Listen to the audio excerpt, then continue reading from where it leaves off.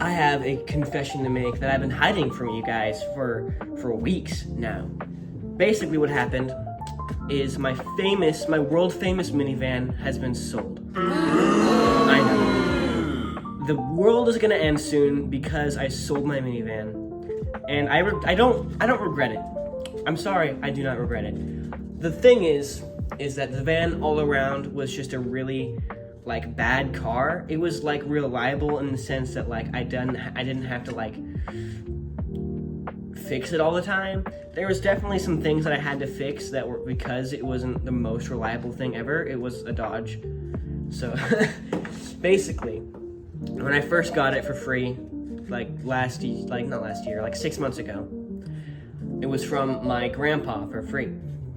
And basically, all of the brake calipers were completely seized except for one.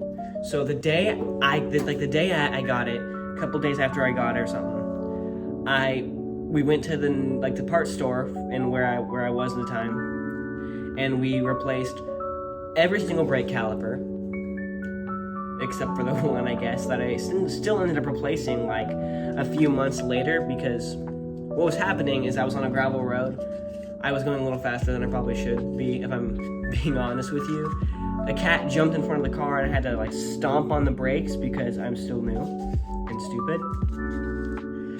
But that locked the brakes, because I guess that was the straw that broke the camel's back, I guess, which was that was the timeout. That's when I realized, I need to get rid of this. This thing is just, I'm done with this piece of garbage.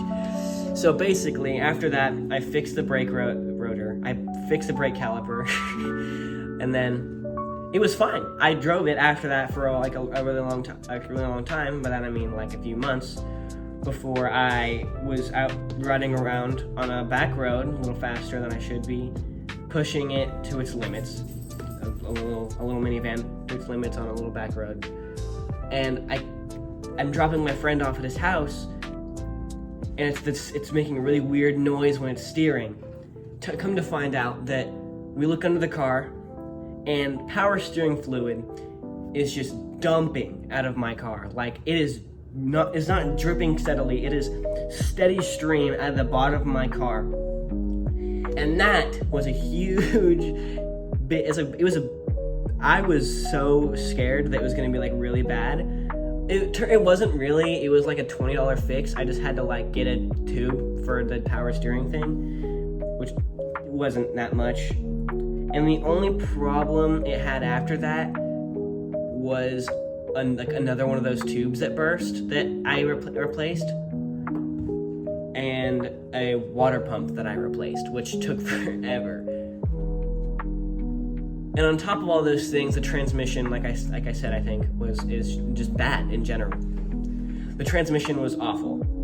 What it was used for 6 years straight was road raging to 7-Eleven and back. It was not treated well. When they first got it, it was my grandparents first got it. It was immaculate, in my dad's words.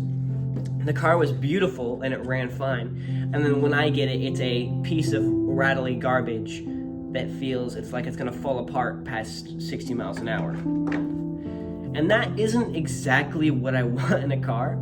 A unreliable piece of garbage that looks not even cool looking to begin with. So I sold it. I sold it for $700 to a very nice lady in town, which we still see it in town sometimes, with the same dent and everything, and they treat it just as bad as everyone else has had it, just slamming on the brakes at every stop sign. But yeah, I sold it. Today I'm actually supposed to be looking at a car, and if I get it, I'll do an update video on it later. But yeah, that's what happened. That's why I don't have a car anymore. So I'm walking to school in the rain in 40 to 30 degree weather. Yeah. Again, I am truly sorry. I will be changing my YouTube description. I don't know what. I will remove Minivan Warrior because it's no longer accurate. And you guys know me. I am not one to false advertise. I would hate myself if I false advertise myself at all, actually.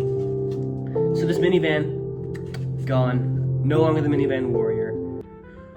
I'm really sorry again. I regret disappointing you. And I hope you all forgive me.